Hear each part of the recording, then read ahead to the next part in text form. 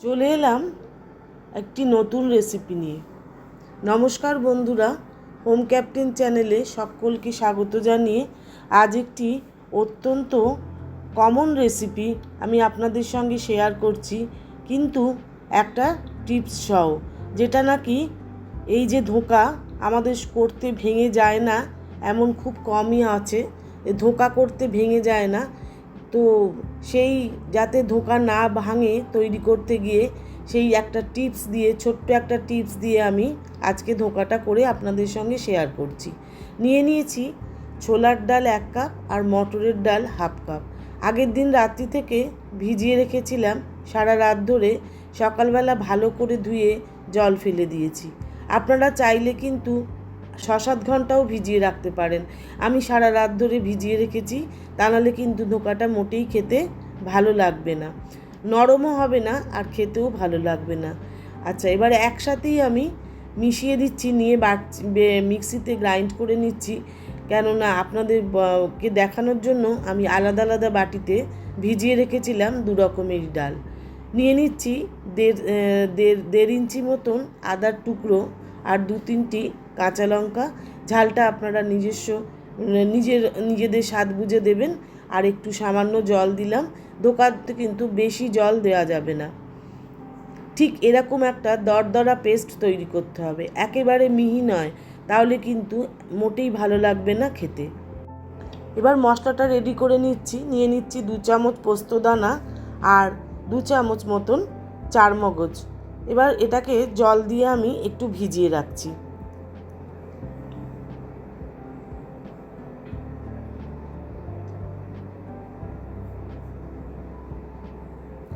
এবার একটা শুকনো কড়াই বসালাম, গ্যাস অন করে তাতে দিয়ে দিলাম 2 থেকে 3 চামচ সর্ষের তেল।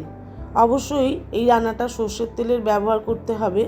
আর এখানে দিয়ে দিচ্ছি ফোড়ন হিসাবে 1/2 চা চামচ মৌরি, গোটা মৌরি, আর 1/2 চা চামচ কালো জিরে। মৌরি আর কালো জিরে গরম হয়ে গেলে দিয়ে দিলাম 1/2 চামচের একটু কম হিং। হিংটা ব্যবহার করতেই হবে, হিং ব্যবহার করলে কিন্তু খুব ভালো হবে টেস্টটা ধোঁকার। এবার গ্রাইন্ড করা ডালটা দিয়ে দিলাম কড়ার উপরে, দিয়ে সামান্য মিক্সির কাপটা ধুয়ে একটু জল দিলাম। বেশি জলের ব্যবহার এখানে করা যাবে না, তাহলে কিন্তু ধোঁকাটা ভালো হবে না। এইবার যেটা আমি বলেছি, যেটা ব্যবহার করলে মোটেই ধোঁকা ভাঙবে না, সেটা হলো ডালের বেসন। এই বেসনের ব্যবহার করলে কিছুতেই ধোঁকা ভাজবার সময় বা ঝোলে দিলেও ভেঙে যাবে না। দিয়ে দিলাম পরিমাণ মতো লবণ আর হলুদের গুঁড়ো। আর একটু মিষ্টির জন্য আমি এখানে চিনির বদলে গুড়ের ব্যবহার করেছি, গুড়ের গুঁড়ো দিয়েছি, আপনারা চাইলে চিনি ব্যবহার করতে পারেন। এবার ভালো করে নাড়াচাড়া করে নেব যতক্ষণ না একটা মণ্ডের মতন তৈরি হয়, ততক্ষণ পর্যন্ত। বেশ একটা মণ্ড তৈরি হয়ে গেছে, গ্যাস বন্ধ করে দিয়েছি।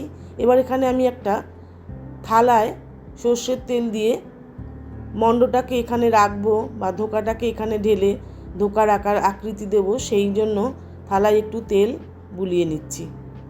একটু বেশি করে তেলটা বুলেছি, তাহলে কী হবে, ধোঁকাটা খুব ভালোভাবে উঠে চলে আসবে কাটার পরে। এবারে ওই ডালের মণ্ডটা থালার ওপরে দিয়ে দিলাম। কড়াটায় ঠিক এই রকম, যেরকম অবস্থায় আমি নামালাম, ঠিক ওই রকম অবস্থায় কিন্তু নামিয়ে ফেলতে হবে। এবার একটা স্প্যাচুলার সাহায্যে ভালো করে থালায় সমান সমান করে ছড়িয়ে দেবো। স্প্যাচুলা না থাকলেও হাত দিয়েও কিন্তু সুন্দর করে নেওয়া যেতে পারে, তবে এটা কিন্তু এই কাজটা গরম অবস্থাতেই করতে হবে, তা নাহলে কিন্তু ঠান্ডা হলে কিন্তু শক্ত হয়ে যাবে, তখন আর হবে না। দেখুন আমার কীরকম হয়েছে, একেবারে সমান করে একদম প্লেন করে নিয়েছি স্প্যাচুলা বা হাতের সাহায্যে। এবার মশলা একটা বানিয়ে নিচ্ছি ঝোলের জন্য। টমেটো দিয়ে দিলাম একটা বড় সাইজের দানা ফেলে, আর দিয়ে নিচ্ছি কয়েক টুকরো আদা, আর ঝালের জন্য 2 কাঁচা লঙ্কা। ঝালটা নিজেদের প্রয়োজন অনুযায়ী দেবেন। সামান্য একটু জল দিলাম, আমি কিন্তু ধোকাতে এর বেশি মশলা আর কোনো ইউজ করব না, কেননা মশলা এই ধোকাতে এইটুকু মশলাই যথেষ্ট। মশলাটা রেডি হয়ে গেছে। এবার পরবর্তী আর একটা, যেটা পোস্ত এবং চারমগজ ভিজিয়ে রেখেছিলাম, সেটাকে এবার মিক্সিতে গ্রাইন্ড করে নেব। রেডি হয়ে গেল আমার 2 রকমেরই মশলা গ্রেভি বানানোর জন্য। এবার আমি ধোকাটাকে ভেজে নেব। পর্যাপ্ত পরিমাণ সর্ষের তেল দিয়ে নিয়েছি। এবার কাটার পালা। সুন্দর করে ধোকাটা কেটে নেব। আমি 2 রকম করেই কাটবো, ডায়মন্ড শেপ এবং স্কোয়ার। আপনারা নিজেদের সুবিধে মতন যেরকম ইচ্ছে সেরকম করে কেটে নিতে পারেন।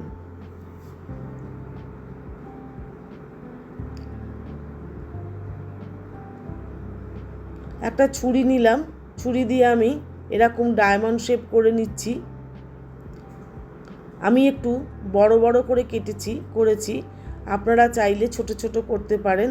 আর আমি 2 রকম করেছি এই কারণেই, চৌকোটাও করেছি ছোট আর ডায়মন্ড শেপটা করেছি বড়।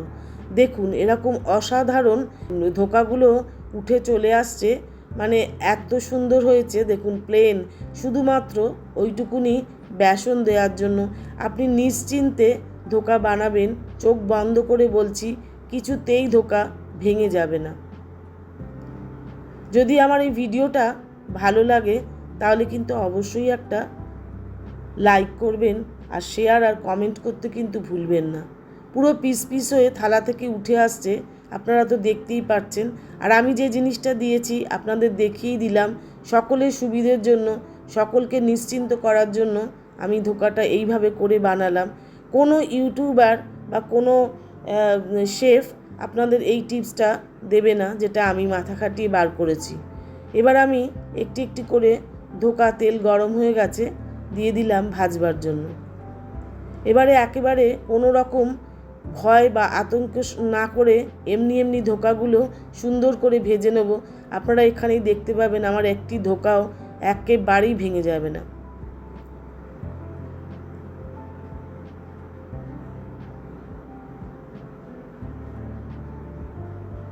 এবার বেশ লাল লাল করে ভেজে নিয়েছি। লাল লাল করে ভেজে না নিলে ধোকা কিন্তু ভালো হয় না, সেই জন্য লাল লাল করে ভেজে নিয়ে তুলে নিচ্ছি।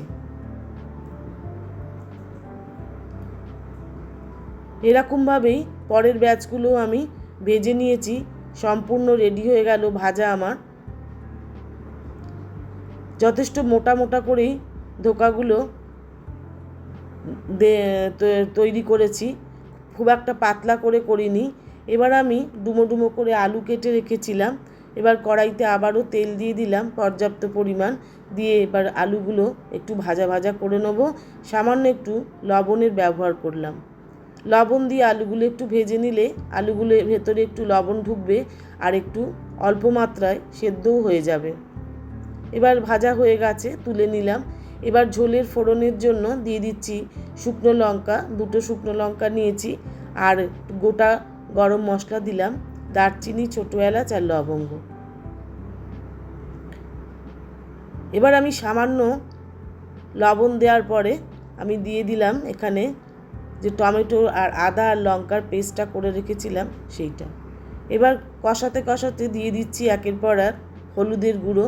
হলুদের গুঁড়োটা দিয়ে ভালো করে নাড়াচাড়া করব, এক একটা করে দেব আর ভালো করে নাড়াচাড়া করে কষিয়ে নেব। যতক্ষণ ধরে যতটা কষাতে পারবো ততটাই কিন্তু ঝোলটা খেতে ভালো লাগবে। আমি এখানে সামান্য ধনের গুঁড়ো ব্যবহার করেছি, আপনারা চাইলে নাও দিতে পারেন। এবার দেব সেটা হচ্ছে কাশ্মীরি লঙ্কার গুঁড়ো। কাশ্মীরি লঙ্কার গুঁড়োটা দিয়ে এখানে রঙটার জন্য আমি ব্যবহার করেছি। কাশ্মীরি লঙ্কার গুঁড়োটা দিয়ে নাড়াচাড়া ভালো করে কষিয়ে নিয়ে তারপরে যখন তেলটা ছেড়ে আসছে তখন আমি ভেজে রাখা আলুগুলো দিয়ে দিলাম। আলুগুলো দিয়ে মশলার সাথে ভালো করে কষিয়ে নেব। কষানো হয়ে গেছে, এবার দিলাম যে পোস্ত আর চারমগজ বেটে রেখেছিলাম সেইটি।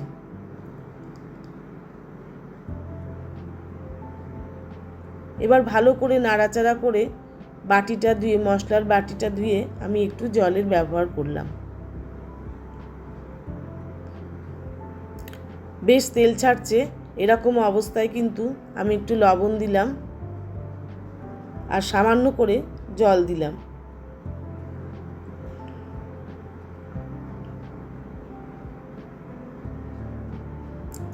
দিয়ে দিলাম চিনির বদলে গুড়, চাপা দিয়ে দিলাম, আলুটা সেদ্ধ হতে দিলাম। বেশ ফুট ধরে গেছে, আলুটা সেদ্ধও হয়ে গেছে। এবার আমি একে একে ধোঁকাগুলো সব ঝোলের ভেতরে আস্তে আস্তে দিয়ে দেবো।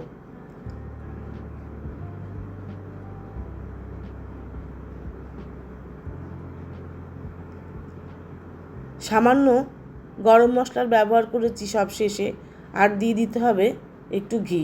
যদি না চান তাহলে স্কিপ করে যেতে পারেন, ঘি বা গরম মশলা যে কোনো একটা। গরম মশলা দিলে ঘি নাও দিতে পারেন, আমি এখানে দুটোরই ব্যবহার করেছি। এবার আমার ধোকার মধ্যে ঝোল ঢুকে গেছে, আমি গ্যাস অফ করে দিলাম, ঢেকে রাখবো 5 মিনিট, রেস্টে রেখে দেবো। তারপর একেবারেই পরিবেশনের জন্য রেডি হয়ে গেছে। আজকে এই পর্যন্তই থাক, পরের আরেকটি ভিডিওতে আপনাদের সঙ্গে অবশ্যই দেখা হচ্ছে।